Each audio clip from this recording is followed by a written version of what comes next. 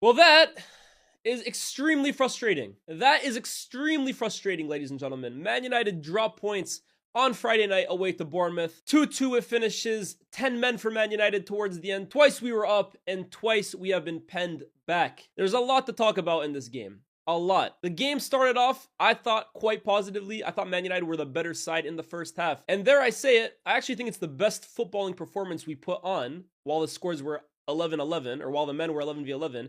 I think it's the best footballing performance that we've put on in a while, because in recent weeks, although we're getting results, I don't think it's been in the most convincing fashion, dare I say it, right? I think at times we have kind of been riding our luck at times, having to ride the wave, sometimes conceding chances, but hitting back with our own attack. We've drawn some games. We lost to Newcastle. I don't think it's been entirely convincing week in, week out of late. But I actually think, especially in that first half, that was some really good play from Man United. I think we worked out some really nice opportunities. I think we kept the ball quite well. I think for the most part, we were in control of the game. And how we entered halftime 0-0 is honestly beyond me. I think we did enough to be at least 1-0 up in that first half. But it happens. We couldn't take our chances. We move on to the second half. And although the second half started to see it become more of an even game, I thought Bournemouth really started to put their foot on the pedal and start getting themselves involved. That's actually when we took the lead. And it was Matheus Cunha who, off the left-hand side, gave Jimenez hell all night tonight. Honestly, I think he had a fantastic performance, Cunha.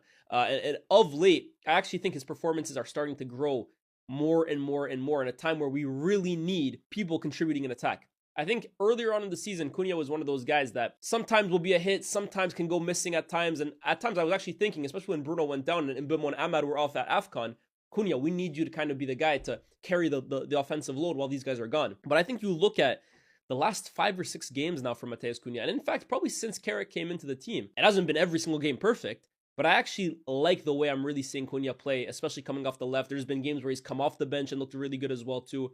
And today, I thought he was one of United's better performers, and he won that penalty. Alex Jimenez splitting him and another defender. Jimenez caught dragging him back. Cunha won the penalty, and it was who else but Bruno Fernandes who buried it away. 1-0 to Manchester United, and I think fairly so. I think on the basis of the play at that point, we were deserving of the goal. And from there, I thought Man United would just, get their goal, shut up shop, take the 3 points, and go back to Manchester. That's honestly how I thought this game was going to go. However, 1 nearly became 2 when Amad Diallo found himself in the box, cutting in, before being completely shoved to the ground. 2 hands to his chest.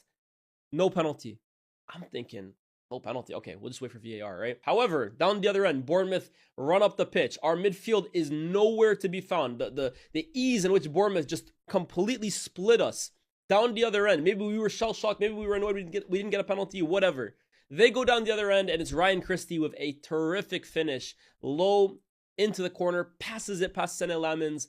1-1. Everyone is furious. Bruno's telling everyone, calm down. Let's see what they say. We go to VAR, and I'm sorry, it's a stonewall penalty. I don't know how that can't be viewed as a penalty kick. Bruno said something really interesting after the game, saying that I think the referee feels pressured to not give a penalty because he already gave one to that same exact team. And I honestly agree 100%. I think the referee doesn't give that penalty in live time because he already gave that penalty to Cunha 5 minutes earlier or whatever. I think if Man United had never had a penalty, he would have given that. And then VAR looks at it and probably thinks it's not stonewall enough to overturn.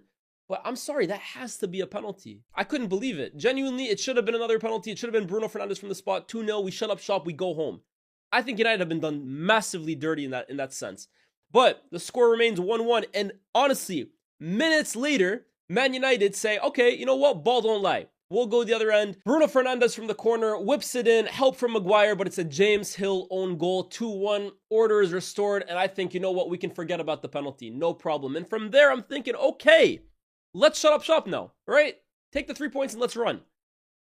Unfortunately, not with this team. Bournemouth continue to press, they continue to probe, and then they go down the other end, and a fantastic first touch from Evan Nilsson ends up with him bypassing Maguire, takes him directly into the box. Maguire brings him down. Again, stonewall penalty, no problem. Red card for Harry Maguire, penalty for Bournemouth.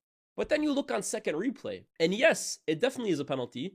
Yes, it arguably is a red card for Maguire. He stops a goal-scoring opportunity. He's the last man. But then you look at it, and it's the same exact offense that Maguire has caused that was caused down the other end, but we didn't get a penalty for it. So this is where, again, I'm going to look at the officiating. And I despise talking about officiating as much as we do with the Premier League. I genuinely, it hurts me so much because the focus of these games should be about the players. It should be about the managers. It should be about the goals that we're seeing. It should be about the football. But so many times in the modern day, in the Premier League, the referees have to have their say on the game. You can almost no longer talk about a Premier League match in 2026 anymore without questioning one of the decisions a referee has made.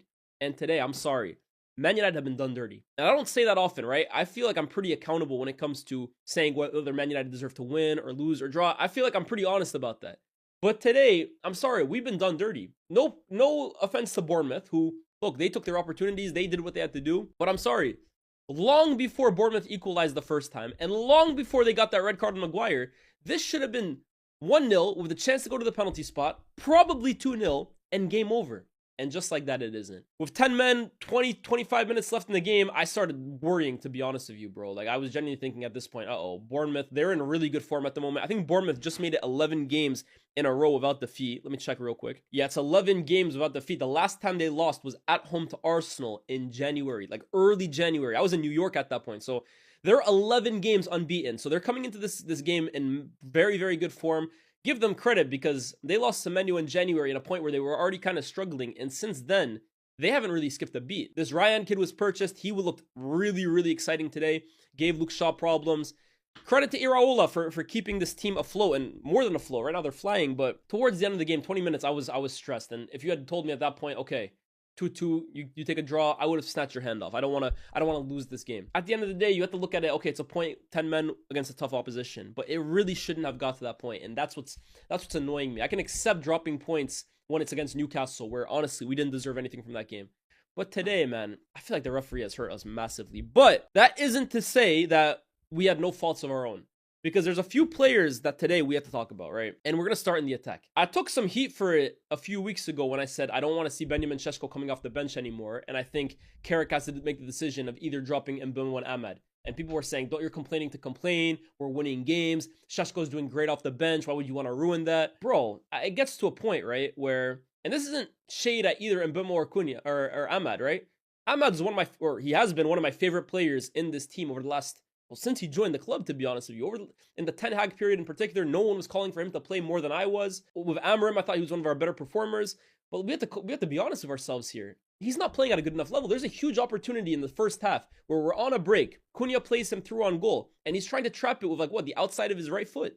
The ball ends up spiraling out for damn near a throw-in. And there's too many moments like that from Ahmad where in the final fine margin moments where, for me, the truly elite attackers separate themselves from the good ones, where Ahmad just isn't sharp enough. He isn't showing enough quality in those moments. It's all well and good being able to hold on to the ball. His ball retention is quite good. Being able to dribble. He's a good link-up player. Ahmad's a good player. I'm not saying he's a scrub. He's a good player. But to take the next step in your game and really be considered a top winger, you have to show more quality in those fine last dying moments, because that's what separates the Salahs and the Yamals and the Olises and that echelon of winger from the guys who are good. They're good. They're good squad players. They can come in and out, and that's what Ahmad is right now. But by no means should he be a ready, set player that plays every single minute of every single game. Not when A, he's playing the way he is, and B, we have options on the bench that can also replace him. Another guy who I can't remember the last time he played well is Bryan Mbeumo. Again, no shade at Mbeumo. I think he's had a very good season, all things considered. He's had more highs than lows. But at the moment, it's a few weeks now where Mbeumo hasn't been performing well enough. And that's no problem. Again, I don't view Mbeumo as an elite level player to have the standard that he has to be performing 10 out of 10 every single game. But by that extent, that also means he shouldn't be guaranteed a starting spot every single week. That kind of privilege is for the top elite level players. Like Bruno, for example. Bruno can play 4 bad games in a row. I'm still starting him the 5th. But when Mbeumo is playing the way he is, I'm sorry, he's not guaranteed enough. He isn't inevitable enough that you can just afford to play him and he's going to score you goals even in his worst moments. Right now, Bryan Mbeumo is borderline unplayable. So why Šeško continues scoring damn near every single game, whether he starts or off the bench, and Mbeumo gets to keep his spot, no matter what, it's puzzling to me right now. And I don't have too many complaints for Michael Carrick at the moment. I think he's doing as damn good a job as he possibly could. He's far exceeding my expectations for what he was supposed to do. And if he gets the job full time at the end of the season, there's not much any of us can really say because he kind of deserves it. But one of my criticisms I do have for him is I find his team selections at times very odd. Very odd. And I can tell, which I don't blame him too much, right? Because that's my next point. I can tell he doesn't really rate a lot of the squad. I think he probably rates about 13 players in the squad. And even that might be generous, which means he's not going to rotate all that much. And United playing one game a week also helps him in that. But I'm sorry, that front line, I think you got to start shuffling it a little bit. This Ahmad, Mbemo, Cunha, it was good in spurts, especially when you had Dorgu off the left, who's a real natural left-sided presence. But of late, I'm sorry, it's not gelling, it's not clicking. We're not finding success because of it. We're almost finding success despite it. And if I'm Benjamin Šeško, I'm starting to question, like, what do I need to do to buy a start? Like, the guy in front of me is playing the way he is. I'm coming on and scoring. And then the next game, it's like we're just rinsing and repeating. So that is a huge criticism for me today because I think this has to be the final game we see this Ahmad, Mbemo, Cunha thing. Before these last few weeks, Cunha was really the one I was starting to question. But I think he's really stepped up his performances. And now, look, I think he should be starting every game the way he's playing. But Mbemo and or Ahmad, I think you got to see some rotation. Mount came back today. Look, with Mount, we don't know how long he's going to be fit for. So let me not say he has to be starting because by next game, we can find out that Mount twisted his ankle. He's out for another 5 weeks. That's just the name of the business when it comes to Mason Mount. But if he's fit, give him a shot out wide. I wouldn't mind seeing Mount on the right, Šeško up front, and Cunha on the left. The way the other two are playing, I think it's time for some rotation. Secondly, Casemiro. I keep going back and forth with Casemiro because I love the guy. I genuinely love Casemiro. I've loved his redemption arc this season. I've loved the big moments he's conjured up for us. And offset pieces, he is a massive, massive threat. He's so important for us in that sense. But when Casemiro is off it, oh my goodness, he is off it. We can't control games when he's off of it. We get overrun in midfield when he's off it. And it honestly probably shows why, or it definitely shows why, end of the season, we need to bring 2 midfielders in minimum. That's minimum. We might even need 3, but we need 2. Ugarte came on for him today. I actually think the substitutions that Carrick made were good. I think they were just maybe a little late. I think Casemiro showed pretty early on that he didn't have it today. And actually, Ugarte, who you guys know I'm not a fan of whatsoever, I thought put in a decent shift when he came on. My expectations for him are very, very low, granted. But I think when he came on, he threw himself about. He covered a bit of ground. Shin kicked, as you know, Ugarte does. I'm not expecting the world from him, but I actually thought he gave us some decent minutes when he came on. But I think him and Šeško probably should have came on earlier. I think Mount probably should have came on earlier. So the subs done well to close out the game for us. I just would have liked to see them come into the game maybe 10 minutes earlier than they did. At the end of the day, I would have probably taken a point away from Bournemouth, all things considered, before the game kicked off. Having seen how the game played out and having seen that penalty I think we were robbed of, it stings not to get 3 points because I think on the basis of play when it was 11v11, we deserved it. But I think today is one of those things you gotta, forget about it. On to the next game. What's our next game right now? Man United versus who? I think we have a break, right? Next game is April 13th. That's damn near a month away. That's our last game for damn near a month. And then we got Leeds at home. No Maguire for that game, so that's going to be tough with Calvert-Lewin up front. Aiden Heaven came into the game today. Let's see if Lisandro is back for that as well, too. We have a month, right? So I hope he's back. But yeah, look, I think, guys, objective for the season, just solidify top 4 as soon as you can. I think today would have gone a long way in doing so. I'm still pretty comfortable, pretty confident we're going to secure it. I would be shocked if United are not playing Champions League football next season. But I almost think these games as well, too, are to be used to continue to evaluate Michael Carrick in terms of a candidate for next season, but also really test out who can fly with the squad, who can actually hang in this team. I think there's players that can definitely hang, right? You're looking at the guys who are going to be here next season. You're looking at Lamens, who I thought had a pretty good cameo today, despite conceding 2 goals. I think Lamens, for the most part, is one of United's most consistent and reliable players.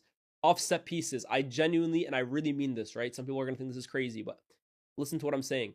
I think when it comes to claiming crosses, this is the most comfortable I've felt in a goalkeeper since Edwin van der Sar. Because for all of De Gea's strengths, and he had many of them, claiming crosses, being a presence on set pieces, was not one of them. So Lamens, I continue to be very impressed by. I'm looking at him. I'm looking at Bruno, of course, as well, too. I'm looking at the 4 attackers we have, Ahmad, Cunha, and Mbemo, Šeško. And although they're not perfect, they're still good enough for next season. Although maybe we need to add another one. It's the midfield for me, really, that needs reinforcement. Kobbie Mainoo is good, but he's got his weaknesses as well, too. And as much as I think he was done dirty by Amorim, he's also not somebody that I think should be starting every single game. I think he's a good player to have. I think he should be starting some games, but there's other games where we need more of a presence in there. We need more physicality. We need someone who's kind of a boss in there, and we just don't have that at the moment. We keep getting linked to Tonali. We keep getting linked to Bruno Guimaraes, Elliot Anderson, Baleba. I'm actually going to make a video very, very soon on Man United's midfield search because it's starting to get really, really interesting. But we need a few of those guys in midfield for next summer because I think that's a big problem. And then you're probably looking at the fullback positions as well too. Dalot and Shaw, yet another game for me that showcases that, look, in the short term, they can do a job. Long term, Man United needs much, much better, especially when you look at the importance of fullbacks in the modern game, being multifaceted, being varied in their play. You look at the PSG fullbacks, you look at Arsenal's fullbacks. United needs better in that regard. Shaw and Dalot. I saw some people today complaining that Luke Shaw didn't make the England team. Come on, man. Come on. You look at the English left backs that are out there these days. You're looking at O'Reilly. You're looking at Lewis Hall. You're looking at Lewis Skelly. Can't even get a game for Arsenal. He might not even make the plane. Come on, man. Luke Shaw's old news. We need to move on from Luke Shaw. We need better than Diogo Dalot. Then all of a sudden, you need to start building this squad out because, again, like I said, what we're doing this season is very good. It's exceeding my expectations, but it's still one game a week, and I think that suits us. I think sometimes the one game a week isn't ideal because sometimes I feel like we start the game very, very slow, almost lethargic because we aren't sharp. It's because we haven't played for a week or two. But also, there's a flip side to it. This squad would not be able to handle 3 games a week. I truly don't believe so. So if we are to be playing Champions League football next season, and we're probably going to do better than the FA Cup and the Carabao Cup than we did this year, this squad needs to be built on. And then we can really start identifying what this team is capable of doing. But if we're only focusing on today, I'm disappointed, guys. I'm so disappointed because I think we could have won that game. But alas, let me know what you guys think in the comment section down below. Leave your man of the match. I would probably say man of the match today from Man United, maybe Bruno or Cunha. I like Lamenz's performance as well too. I would say those are my 3 man of the matches. I think they all 3 of them can leave this game with their heads held high. From Bournemouth, I was impressed by a few of them. I think that Truffert guy at left back, decent player to be honest with you. Although I think he should have been given away a penalty. Decent player. But guys, let me know in the comments section down below. Like, share, subscribe, and I'll see you this weekend for more Premier League and Carabao Cup final action. We might do a watch along for that Carabao Cup final. Let me know, guys, and I'll see you guys very, very soon. Peace.